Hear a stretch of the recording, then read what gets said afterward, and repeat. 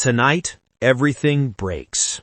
Not in a dramatic television way, not in a scripted TLC fight, but in the kind of silence that ends families. Because this is the night Matt finally says the words Jasmine always feared.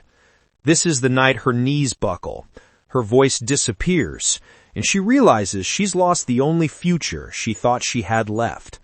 And this is the night a custody bombshell turns their breakup into a war nobody was prepared for. People think they know Matt Brennis and Jasmine Pana.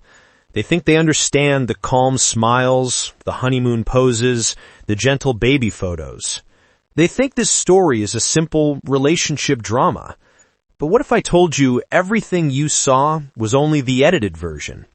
What if the real destruction happened quietly, in the spaces between breaths, in the silences after the fights, in the thoughts they never dared to say out loud?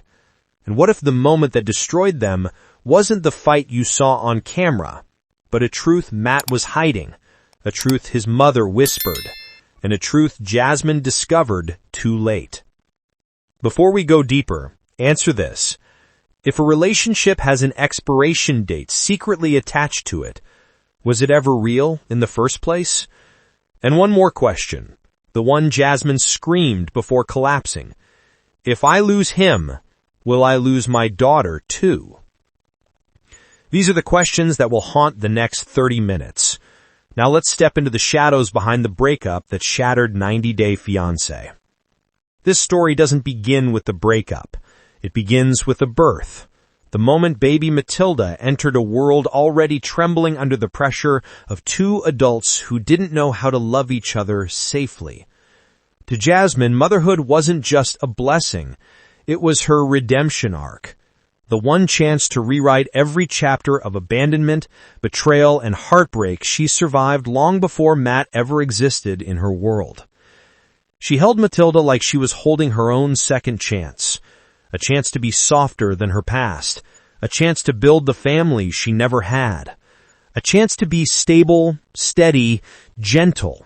Everything people told her she could never be. But the price of that hope was enormous. Because every small disagreement with Matt felt like a threat to her daughter's future. Every cold silence from him felt like a sign the universe was preparing to rip another family away from her. And every night she fed Matilda while quietly crying into her shoulder, she prayed that she wouldn't fail her child the way the world had failed her. Meanwhile, Matt experienced fatherhood like a sudden storm he didn't know how to stand in. He loved his daughter, no doubt about that, but love and emotional readiness are not the same thing.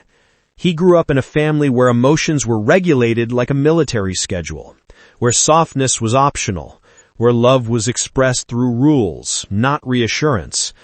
So when he suddenly found himself living with a woman who needed emotional connection in its rawest form, he froze. Every tear Jasmine shed made him tense. Every fear she expressed made him feel cornered. Every time she reached out for deeper emotional intimacy, he stepped back, not out of cruelty, but because he didn't know how to step forward. And that distance grew, slowly, quietly, dangerously. 1,000 tiny moments, not one explosion, built the wall that eventually separated them. The late-night crying, the silent meals, the hesitations, the swallowed arguments, the fear, the loneliness, the words they didn't say, the apologies they didn't make, the wounds they didn't treat. Until one day, a single comment became the earthquake. 2 words. Expiration date. When Jasmine learned that Matt told Andre he believed their relationship had an expiration date, she didn't scream. She didn't explode. She didn't argue. She went numb. She sat at the edge of the resort bed, staring into nothingness, remembering the day she left Panama, the goodbye to her mother, the fear of starting over, the hope that maybe this time she'd chosen a man who would choose her back. And suddenly, all of it felt like a cruel setup. Because Matt didn't just doubt their future, he had already predicted its ending. The confrontation that followed wasn't just another couple fight. It was the eruption of every fear Jasmine buried inside her. She trembled, her voice cracked. Her words weren't about anger, they were about survival. When she shouted that she didn't need to wait for the lease to expire, that she could take Matilda and leave right now, she wasn't threatening him. She was begging him to say the words she needed. Don't go. I want you here. I choose this family. But Matt didn't say that. He accused her of drinking. He minimized her pain. He treated her heartbreak like noise. And that broke something inside her that could never be stitched back together. What viewers didn't see was what happened when the cameras stopped recording. Jasmine collapsed on the bathroom floor, gripping the edge of the sink like she was trying not to drown. Her tears weren't dramatic. They were silent, the kind that hurt the body. She whispered things like, "Maybe he never loved me. Maybe I was always replaceable. Maybe my family was always temporary." And the worst part, she believed every word. Because the deeper wound wasn't Matt.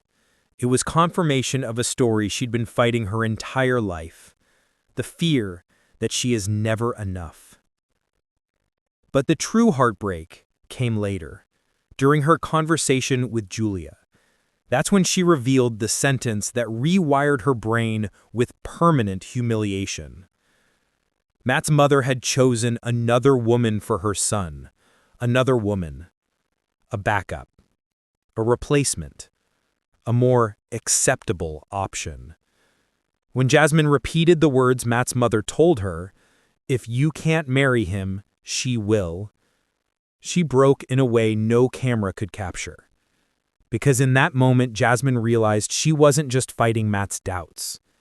She was fighting an entire family who believed she was unworthy from day one.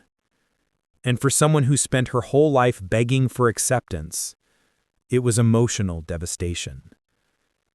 But it gets darker, because the secrets started piling up. Messages Matt didn't show her, conversations he brushed off, parts of his past he never talked about,